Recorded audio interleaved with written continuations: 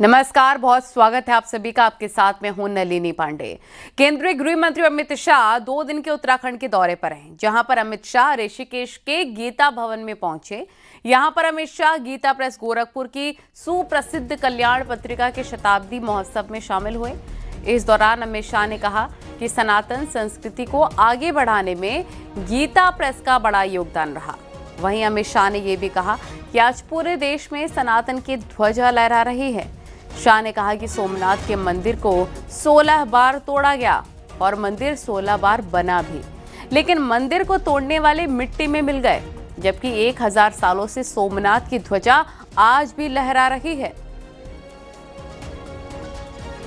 श्री सोमनाथ के मंदिर को तोड़े हुए 1000 साल हुए और भारत सरकार पूरा वर्ष सोमनाथ स्वाभिमान वर्ष के रूप में मनाने जा रहे हैं। हमारे श्रद्धा स्थान को 16 बार तोड़ा गया, 16 बार फिर से बना, और तोड़ने वाले गिजनी, खिलजी, मोहम्मद बेगड़ा सब कहीं ना कहीं गुम हो गए।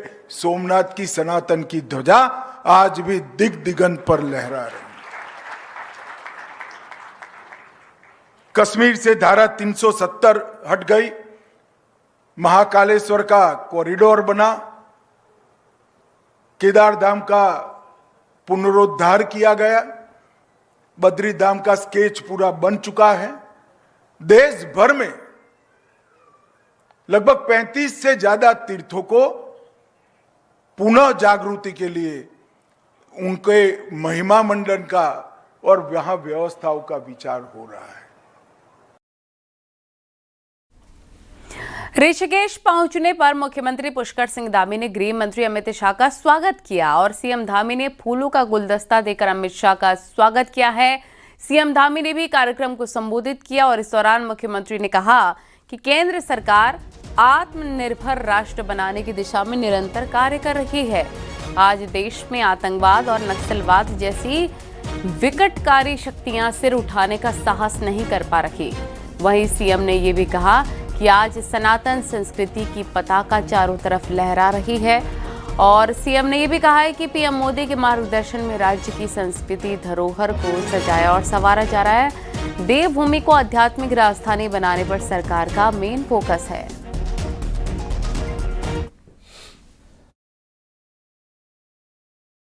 आज आदरणीय प्रधानमंत्री श्री नरेंद्र मोदी जी के नेतृत्व में सनातन संस्कृति की पताका संपूर्ण विश्व के अंदर लहरा रही है और दुनिया भर के देश हमारी प्राचीन संस्कृति, दर्शन, ज्ञान और विज्ञान से परिचित हो रहे हैं। आज हमारी धार्मिक धरोहरों को न केवल सजाया और संवारा जा रहा है, बल्कि हमारी सांस्कृतिक चेतना को पुनर्स्थापित करने का कार्य भी किया जा रहा है।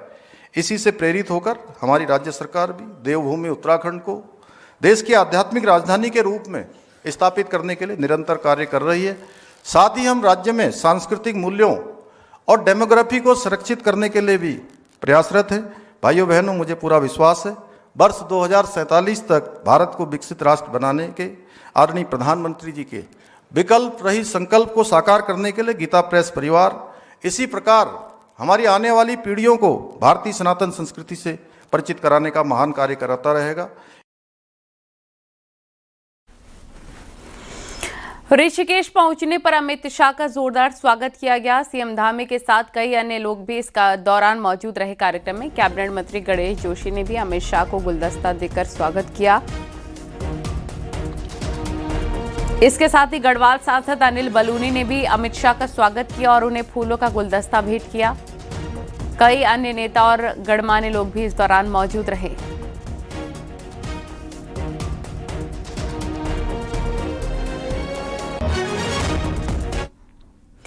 तो ऋषिकेश के बाद गृह मंत्री अमित शाह हरिद्वार पहुंचे और यहां पर अमित शाह ने संतों से मुलाकात की। कल भी अमित शाह हरिद्वार में कार्यक्रम में हिस्सा लेंगे। अमित शाह पतंजलि योगपीठ में हॉस्पिटल का उद्घाटन करेंगे और शांति कुंज द्वारा आयोजित किए जा रहे शताब्दी समारोह में भी शामिल होंगे। वहीं अमित शाह के दौरे को लेकर सुरक्षा की कड़ी व्यवस्था की गई है। कार्यक्रम स्थल के लिए सुरक्षा बढ़ाने के साथ वीवीआईपी मूवमेंट के दौरान ट्रैफिक डायवर्जन प्लान लागू किया गया है। भारी वाहनों के एंट्री पर भी रोक लगाई गई है।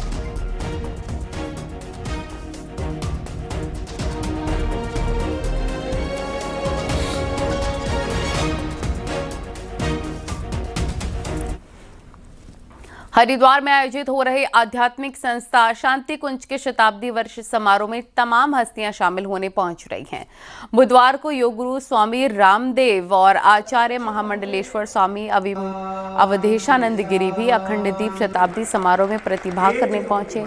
बैरागी कैंप मैदान में आयोजित हो रहे शताब्दी में लगा हुआ है। वहीं योग गुरु ने कहा है कि पंडित श्रीराम शर्मा के द्वारा शुरू की गई संस्था आज शताब्दी समारोह मना रखी है। किसी भी संस्था के द्वारा स्थापना के 100 वर्ष पूरे किए जाना बहुत बड़ी बात है। आज शांति कुंज के साधक न सिर्फ गायत्री मंत्र को गाते हैं बल्कि उसे जीवन में आत्मसात भी करते हैं।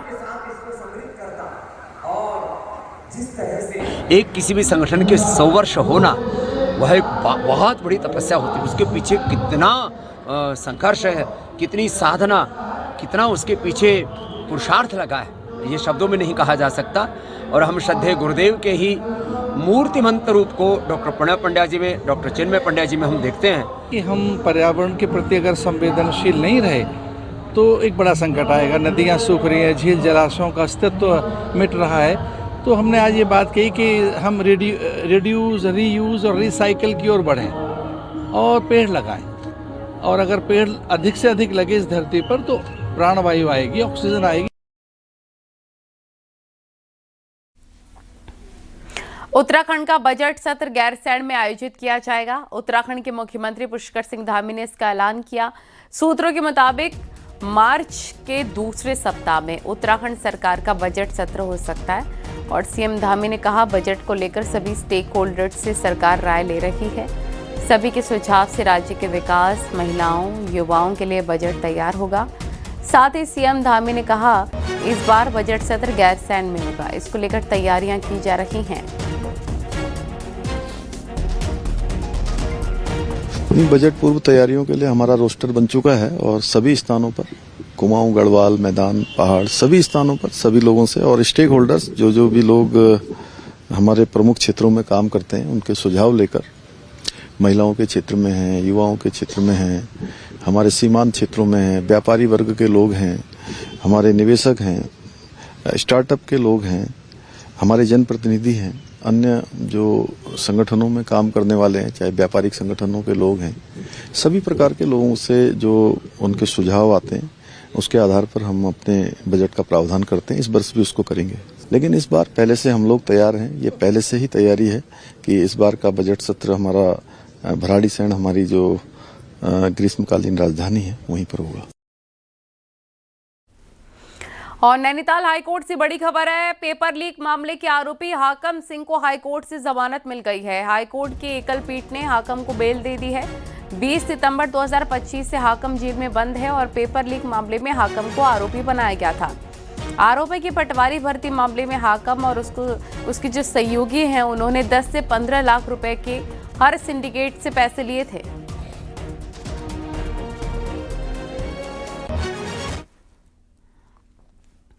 और देहरादून से एक और रैगिंग का मामला सामने आया। दून मेडिकल कॉलेज में 2025 बैच के एक छात्र ने 2023 बैच के एक सीनियर पर मानसिक उत्पीड़न का गंभीर आरोप लगाया। छात्र ने ये शिकायत सीधे एनएमसी यानी कि नेशनल मेडिकल कमीशन को भेजी है। इसके बाद एनएमसी ने कॉलेज प्रशासन से डिटेल रिपोर्ट तलब की। मामला सामने आने के बाद दून मेडिकल कॉलेज की एंटी रैगिंग कमेटी हरकत में आ गई और शिकायत से जुड़े तथ्य जुटाने के लिए जांच शुरू कर दी। कमेटी दोनों पक्षों से बयान लेकर पूरे घटनाक्रम की समीक्षा कर रही है। प्रशासन का कहना है कि रैगिंग को लेकर किसी भी तरीके की लापरवाही बर्दाश्त नहीं की जाएगी। फिलहाल जांच जारी है और अंतिम रिपोर्ट एनएमसी को भेजी जाएगी।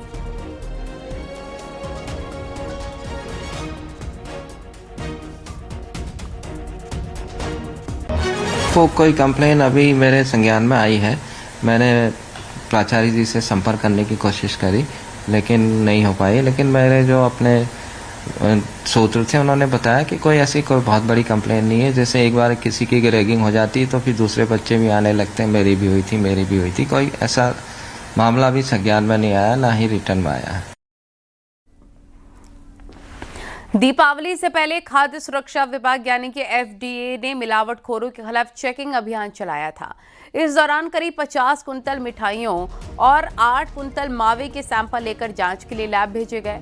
अब जब इन सैंपल्स की रिपोर्ट सामने आई है तो चौंकाने वाले खुलासे हुए हैं। रिपोर्ट के मुताबिक कई जगहों पर मिठाइयां और मावा बहुत गंदे और अस्वच्छ हालत में तैयार किए जा रहे थे। खाने के तय मानकों पर ये उत्पाद पूरी तरीके से फेल पाए गए।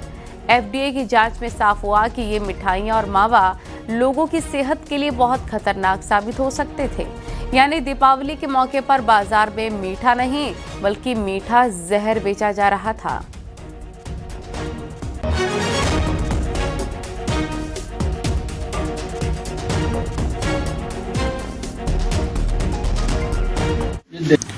दीपावली के टाइम पे हमने बहुत बड़ी कार्रवाई की थी जिसमें 50 कुंटल जो है मिठाइयाँ पकड़ी थी और 9 कुंटल मावा जो हमने डिस्ट्रॉय कराया था ये बॉर्डर पे। तो जो मावा है वो दो नमूने हमने लिए थे कि दोनों के दोनों अनसेफ आए हैं और जो स्वास्थ्य के लिए हानिकारक हैं।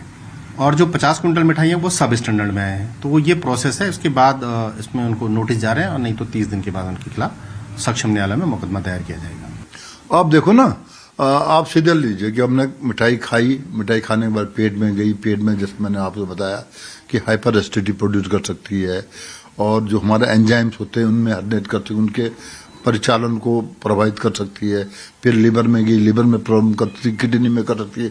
और ब्लड के जो ना ब्लड जो बह रहा है उसके अवयव को भी ये चेंज कर सकती है। देहरादून पुलिस ने राजपुर रोड में होटलियर के घर हुई लूट का खुलासा कर लिया और पुलिस जांच में सामने आया है कि वारदात का मास्टरमाइंड घर का ही पुराना ड्राइवर शफात अली था, जिसने अपने रिश्तेदार नदीम और इश्तियाक के साथ मिलकर साजिश रची। और शफात को घर की पूरी जानकारी थी और वो जानता था वहां पर CCTV कैमरे नहीं लगे हैं। आरोपियों को वारदात के बाद फरार होने से पहले ही थाना राजपुर पुलिस और SOG टीम ने गिरफ्तार कर लिया। पुलिस ने उनके कब्जे से लगभग 8 लाख की ज्वेलरी और 1,54,000 रुपए नकद लूट में इस्तेमाल वैगनआर कार बरामद कर ली है।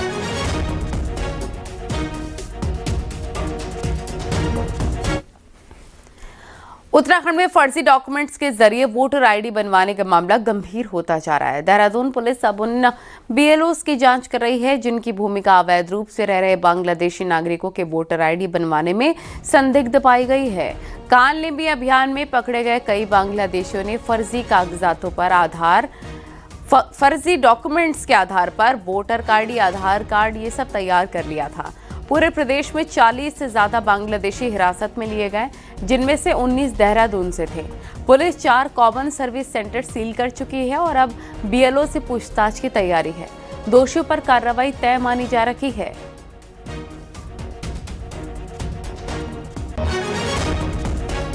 इलीगल रूप से आधार कार्ड या वोटर आई कार्ड बनाया।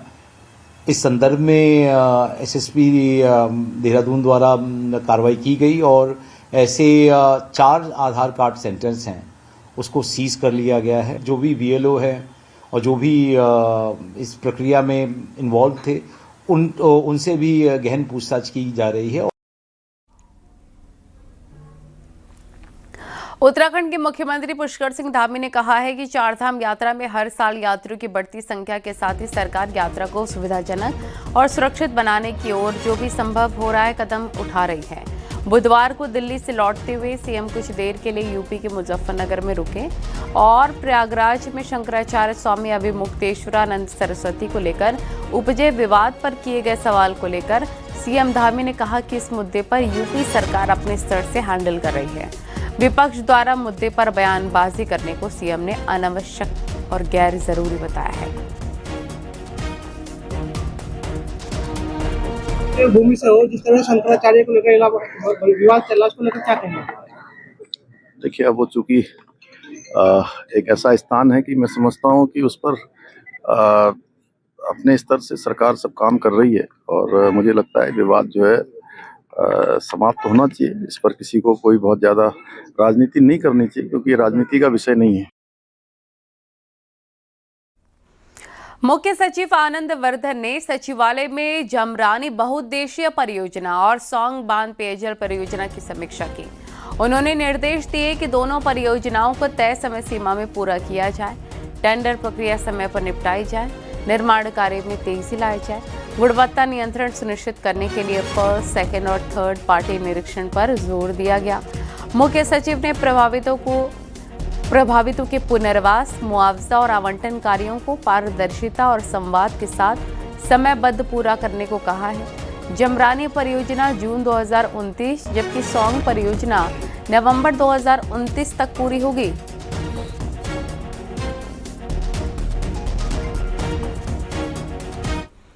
और उधम सिंह नगर से खबर है, यहां बीजेपी विधायक अरविंद पांडे को कब्जा हटाने का नोटिस जारी होने के बाद सियासी हलचल तेज हो गई है। नोटिस के बाद पूर्व मंत्री अरविंद पांडे नाराज बताए जा रहे हैं। गुरुवार को अरविंद पांडे को मनाने पहुंचेंगे पूर्व सीएम त्रिवेंद्र सिंह रावत। साथ ही अरविंद पांडे से बात करने के लिए गढ़वाल सांसद अनिल बलूनी भी पहुंचेंगे। इनके अलावा पूर्व प्रदेश अध्यक्ष मदन कौशिक के भी आने का कार्यक्रम है। अरविंद पांडे को एसडीएम ने नोटिस भेजा है और सिंचाई विभाग की जमीन से अतिक्रमण हटाने को कहा है। 15 दिन में कब्जा हटाने के लिए नोटिस जारी किया गया है। आरोप है कि विधायक अरविंद पांडे ने जमीन पर कब्जा करके उस पर घर बना लिए और इस पर हाईकोर्ट भी कब्जा हटाने का आदेश पहले दे चुका है।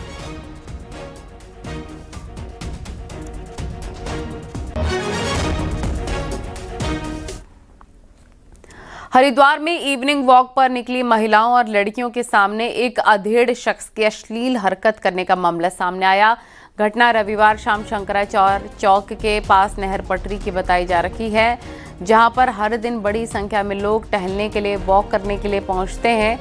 जानकारी के मुताबिक स्कूटी सवार आरोपी पहले काफी देर तक लड़कियों का पीछा करता रहा और फिर उसके बाद उसने सरेराह घिनौनी हरकतें शुरू कर दी।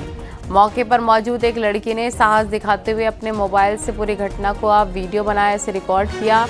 आरोपी की स्कूटी से नंबर प्लेट गायब थी, जिससे इसकी पहचान नहीं हो पाई और फिलहाल पुलिस के पास कोई औपचारिक शिकायत नहीं पहुंची है, लेकिन घटना का वीडियो सोशल मीडिया पर काफी वायरल है।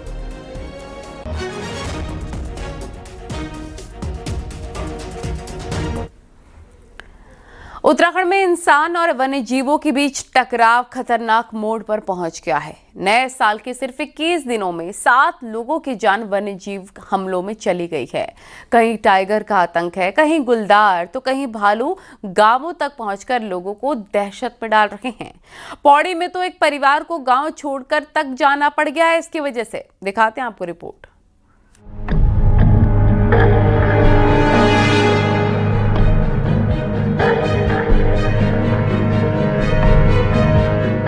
नए साल के शुरुआती 21 दिन और उत्तराखंड में वन्य जीव हमलों में 7 मौतें। 4 लोगों की जान टाइगर ने ले ली, जबकि 3 लोगों को गुलदार ने मार डाला। उधर ग्रामीण इलाकों में भालू का आतंक लगातार बढ़ रहा है। पौड़ी के पोखड़ा ब्लॉक में भालू एक ही हफ्ते में 6 मवेशियों को मार चुका है। डर इतना बढ़ गया है कि बस्त गांव के हरीश प्रसाद नौटियाल का परिवार गांव छोड़ने को मजबूर हो गया। आप बिल्कुल सही कह रहे हैं कि अभी उत्तराखंड में मैन एनिमल कॉन्फ्लिक्ट अभी अनप्रेसिडेंटेड है। पिछले साल की अगर तुलना करें कई सालों से, इस साल कम अवधि के अंदर भालू एवं गुलदार का हमले से लोग बहुत ज़्यादा अपने आप को असुरक्षित महसूस कर रहे हैं, जिसके लिए वन विभाग रात दिन अपना पूरी संसाधन के साथ इसमें लगे हुए हैं और हमको शासन से भी पूरा सहयोग मिल रहा है। परंतु ये एक लॉन्ग रेंज एनिमल होता है, चाहे भालू हो या लेपर्ड। किस जगह पे वो आएगा तो ये तो प्रेडिक्ट नहीं किया जा सकता है। ग्रामीणों का आरोप है कि सूचना देने के बावजूद वन विभाग की कार्रवाई नाकाफी है। पिंजरे और गश्त सिर्फ कागजों में दिखती हैं, जमीन पर नहीं।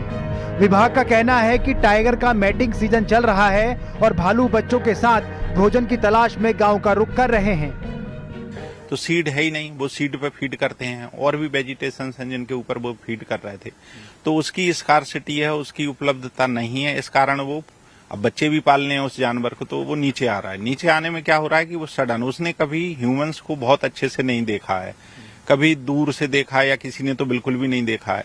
तो जब वो खाने की तलाश में नीचे आता है और एकदम से आदमी से सामना हो रहा है, तो वो अपने बचाव में और आदमी अपने बचाव में, इस तरीके के इंसिडेंट्स हो रहे हैं कि उसमें चोट लग रही है लोगों को। उत्तराखंड में वन्य जीव संघर्ष अब सिर्फ जंगल का मसला नहीं रहा, ये ग्रामीणों की सुरक्षा और रहने तक की चुनौती बन चुका है।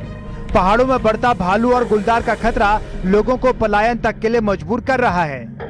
देहरादून से न्यूज 18 के लिए सुनील नवप्रभात की रिपोर्ट।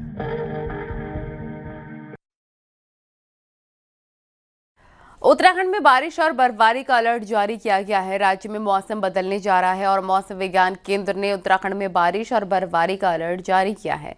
मौसम विभाग ने 5 जिलों के लिए 23 और 24 जनवरी तक बारिश का ऑरेंज अलर्ट जारी किया। इसके साथ ही प्रदेश के ऊंचाई वाले इलाकों में बर्फबारी की संभावना भी जताई है।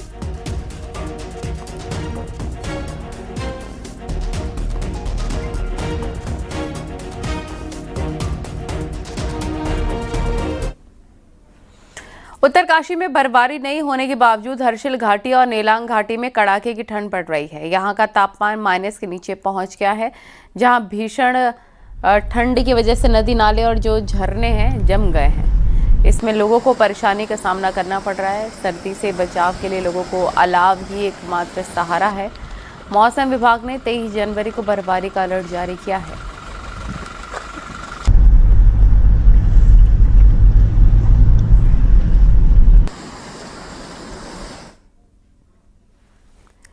बद्रीनाथ धाम के कपाट खुलने की तिथि घोषित करने की तैयारी तेज हो गई है। इसी क्रम में तेल कलश यात्रा बुधवार को पांडुकेश्वर और नरसिंह मंदिर में भगवान के दर्शन और विशेष पूजा अर्चना के बाद डिम्बर गांव के लिए रवाना हो गई। स्थानीय महिलाओं ने पारंपरिक मांगलिक गीतों और भव्य स्वागत के साथ इस यात्रा को विदा किया। ये तेल कलश 22 जनवरी को नरेंद्र नगर पहुंचेगा। इसके बाद राज पुरोहितों की गणना के आधार पर विश्व प्रसिद्ध धाम के कपाट खुलने का समय और तिथि का औपचारिक ऐलान हो जाएगा। भगवान बद्री विशाल की प्रक्रिया आज से यहाँ पांडुकेश्वर गांव से शुरू हो गई है और इसके पश्चात बसंत पंचमी के शुभ अवसर पर राज दरबार टिहरी में इसकी कपाट खुलने की विधिवत घोषणा की जाएगी। इसी के साथ ये प्रक्रिया शुरू होती है। जय बद्री विशाल।